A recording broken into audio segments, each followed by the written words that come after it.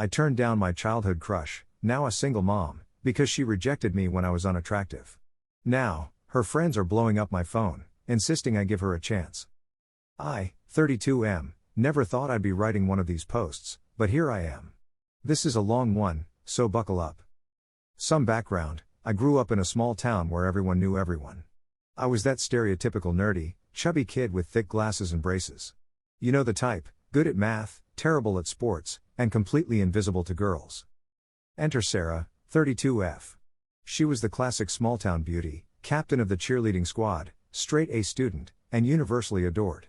We'd known each other since kindergarten, and I had the biggest crush on her throughout middle and high school. Now, I wasn't delusional. I knew Sarah was way out of my league, but we were friendly.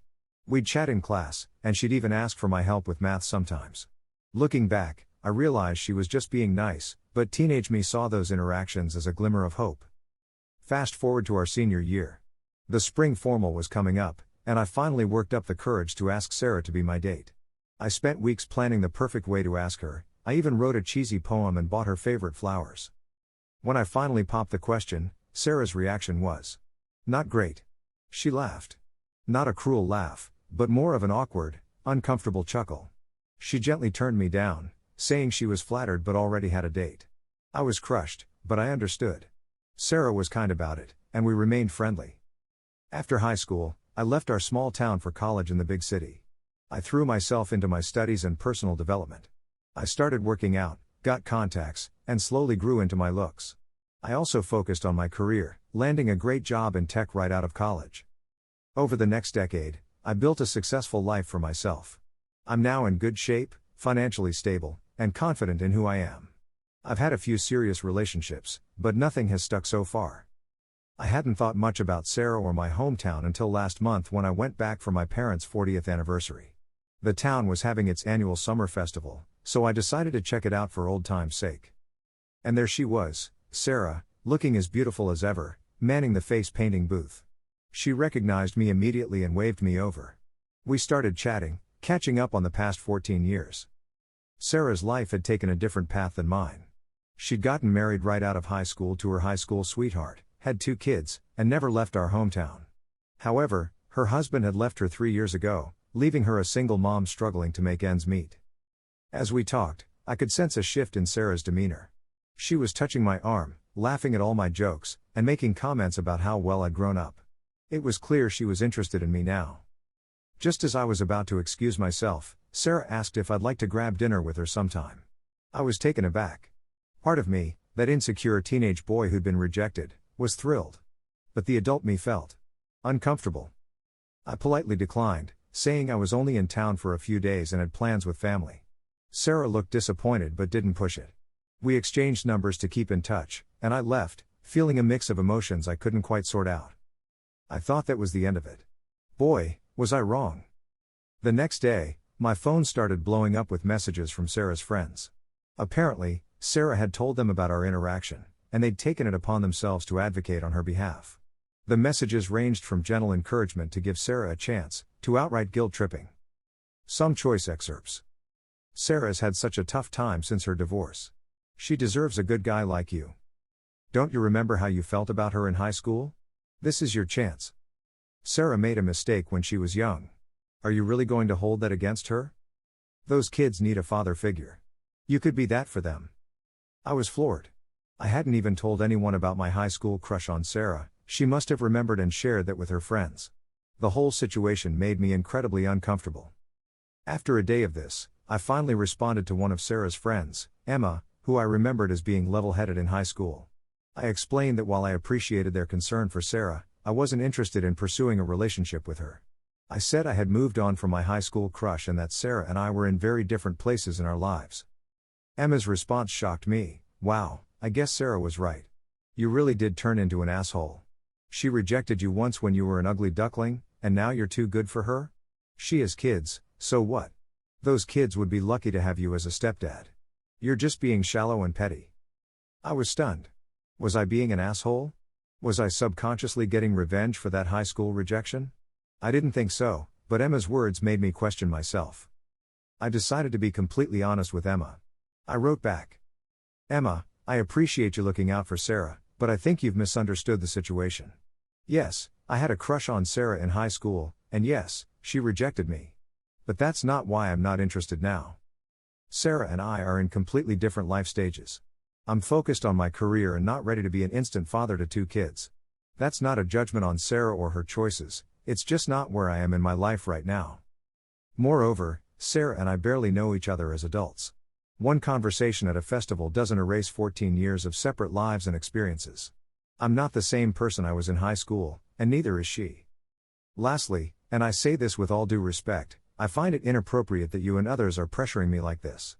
My romantic choices are my own, and I don't owe Sarah a relationship just because she's interested now. I wish Sarah all the best, truly. But I'm not interested in pursuing anything with her. I thought that would be the end of it. I was wrong again. Emma shared my message with the other friends, and apparently with Sarah too. This led to another barrage of messages, this time accusing me of being cruel for leading Sarah on and then rejecting her so harshly. Sarah herself even messaged me, saying she was hurt that I'd broadcast her personal business to Emma. She said she'd thought we had a real connection at the festival and that she was just looking for a chance to explore that. I felt like I was taking crazy pills. How had a simple catch-up with an old classmate turned into this drama? I decided to turn off my phone for the rest of my visit home. I enjoyed time with my family and old friends who weren't involved in this Sarah situation. When I returned to the city, I blocked the numbers of Sarah and her friends who'd been messaging me. It's been a few weeks now, and I thought the whole thing had blown over. But yesterday, I got a call from my mom. Apparently, Sarah had reached out to her, asking if she could pass along a message to me. My mom, bless her heart, told Sarah that she didn't want to get involved and that Sarah should respect my wishes for space. Now I'm left wondering, am I the asshole here? Should I have given Sarah a chance? Am I subconsciously punishing her for rejecting me in high school? Or am I right to trust my instincts and maintain my boundaries? I feel like I'm going crazy. Reddit, please help me make sense of this situation. Ida? Edit, wow, I didn't expect this post to blow up like it did. Thank you all for your insights and support. I've read through all the comments, yes, even the buried ones, and I wanted to address some common points and questions. 1. You're not over your high school crush. Many of you suggested that my detailed recollection of high school events means I'm not over Sarah. I can see why it might come across that way, but I assure you, those feelings are long gone. I only included those details for context. The rejection was a formative experience, sure, but not a defining one. 2. You're punishing Sarah for rejecting you. I've done a lot of soul searching on this, and I genuinely don't believe this is the case. My reasons for not wanting to pursue anything with Sarah are exactly as I stated them. We're at different life stages, and I'm not ready for an instant family. 3. What about the kids? Some of you pointed out that I didn't mention Sarah's kids much in my reasoning. You're right, and that's because they weren't a factor in my decision. I'm not against dating someone with kids in principle, but it would have to be the right situation. This isn't it. 4. Sarah's friends are crazy. While I appreciate the support, I'd rather not demonize Sarah or her friends. They're looking out for someone they care about, even if their methods are misguided. 5. You should report this harassment. Thank you for your concern, but I don't think it's reached that level. Blocking their numbers seems to have solved the problem for now. 6. Give us Sarah's number, I'll date her. Guys, come on. Let's keep it respectful. 7. This story is fake. I get why some of you might think that. It does sound like a rom-com plot gone wrong. But I assure you, it's all too real. Truth really is stranger than fiction sometimes. After reading your comments and reflecting further, I'm more confident in my decision. I plan to send Sarah one final message clearly stating my boundaries and asking her to respect them. If the situation escalates after that, I'll consider more serious measures. Thank you all again for your help. This community can be truly amazing sometimes. Edit 2. It's been about a month since my last update, and I wanted to give you all a final update on the situation. After my last edit, I did send Sarah a message as planned. I was clear but kind, explaining that while I valued our shared history, I wasn't interested in pursuing a romantic relationship. I asked her to please respect my boundaries and to ask her friends to do the same. To my relief, Sarah responded positively. She apologized for the way things had escalated and admitted that she had let her emotions and the encouragement of her friends cloud her judgment. She explained that seeing me at the festival had brought up a lot of what-if feelings, and she had gotten carried away with the idea of a potential relationship. We had a good conversation where we both acknowledged our past and present selves. Sarah confessed that she had always regretted the way she handled my invitation to the spring formal, and seeing me successful and confident made her wonder about missed opportunities. I shared with her that while I appreciated her apology, my reasons for not wanting to pursue a relationship weren't about the past. I explained more about my life goals and where I see myself in the next few years, which helped her understand why we're not compatible right now. In the end, we agreed to be friendly but distant. No more messages from her friends, no reaching out to my family.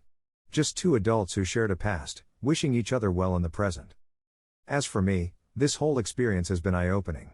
It's made me reflect on how much I've grown since high school, not just physically but emotionally and mentally too. I'm proud of how I handled this situation, and I feel like I've finally closed the book on that chapter of my life. To everyone who offered advice, shared similar experiences, or just lent a supportive ear, thank you. Your input helped me navigate this tricky situation with clarity and confidence. I guess the moral of this story is, life isn't a rom-com. Sometimes the high school crush stays in high school, and that's okay. What matters is being true to yourself and treating others with respect, even when it's difficult. Thanks again, Reddit. You've been amazing. Final update. It's been about 6 months since my last update, and a lot has happened. I felt I owed you all one last update, given how invested many of you became in this situation. Buckle up, because this is a long one. After my last conversation with Sarah, things were quiet for a while. I went back to my life in the city, focused on my work, and tried to put the whole situation behind me. But as the saying goes, life has a funny way of throwing curveballs when you least expect them. About 2 months ago, I got a job offer I couldn't refuse, a senior position at a tech startup that happened to be based in my hometown. It was an incredible opportunity, but I'd be lying if I said I didn't hesitate. The thought of moving back to a place with so much history, especially after the Sarah situation, was daunting. After much deliberation, I decided to take the plunge. I reasoned that I'm not the same person I was in high school, and I shouldn't let old ghosts dictate my future. So, I packed up my city apartment and moved back to my hometown. The first few weeks were a whirlwind of settling in, starting the new job, and reconnecting with old friends and family. I was pleasantly surprised by how much I enjoyed being back. The town had changed in subtle ways, and so had I. It felt both familiar and new at the same time. Inevitably, I ran into Sarah at the local grocery store about a month after moving back. I'd be lying if I said my heart didn't skip a beat when I saw her. But not out of attraction, more out of anxiety about how this encounter would go. To my relief, Sarah was polite and mature. She congratulated me on the new job and apologized again for how things had escalated before. We had a brief, friendly chat, and then went our separate ways. It was cordial, but there was an undeniable undercurrent of awkwardness. I thought that would be the extent of our interaction, but life had other plans. 2 weeks ago, I was at a local charity event organized by my company. We were raising money for after-school programs in underfunded areas. As I was setting up our booth, I heard a familiar voice. It was Sarah, but she wasn't there as an attendee, she was one of the program coordinators for the charity. Over the course of the event, Sarah and I ended up working together quite a bit. I saw a side of her I'd never seen before. She was passionate, articulate, and deeply committed to helping underprivileged kids in our community. It was clear this wasn't just a job for her, it was a calling. As we worked side by side, we started talking, really talking. Not about the past, not about what could have been, but about who we are now. Sarah shared how her divorce had been a wake-up call, pushing her to find purpose beyond being a wife and mother. She'd gone back to school, gotten a degree in social work, and was now dedicated to making a difference in our hometown. I found myself admiring the woman Sarah had become. Not in a romantic way, but in the way you admire someone who's faced adversity and come out stronger. We exchanged stories about our lives, our aspirations, our fears.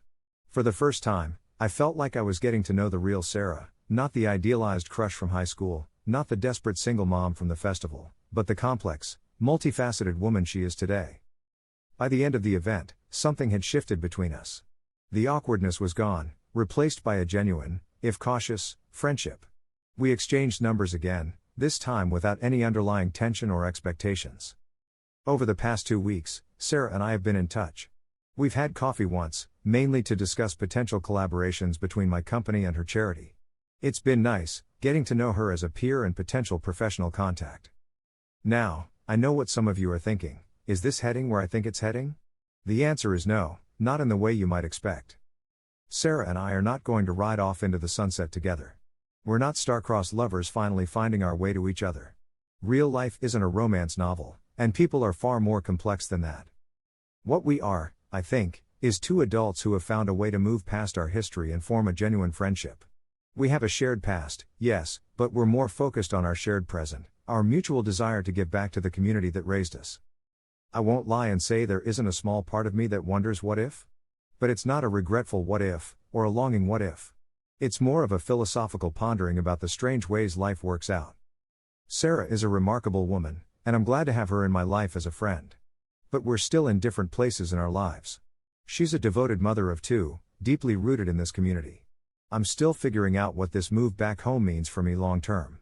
Romance isn't on either of our radars right now, and that's okay. What I've learned from all this is that people are capable of immense growth and change. The Sarah I knew in high school, the Sarah I encountered at the festival, and the Sarah I know now are three different people. And the same goes for me. I've also learned the value of clear communication and boundaries.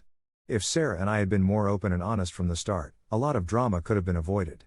But then again, maybe we needed to go through all that to get where we are now. To those of you who've been following this story from the start, thank you. Your advice, your support, and even your criticism have been invaluable. You've helped me navigate a complex situation and come out the other side with more wisdom and self-awareness.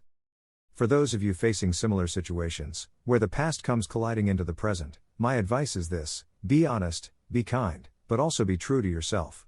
People change, circumstances change, and that's okay. You're not obligated to fulfill someone else's narrative for your life. As for me, I'm excited about this new chapter in my life. New job, old hometown, and a chance to make a difference. I don't know what the future holds, but I'm looking forward to finding out. Thank you, Reddit. It's been quite a journey.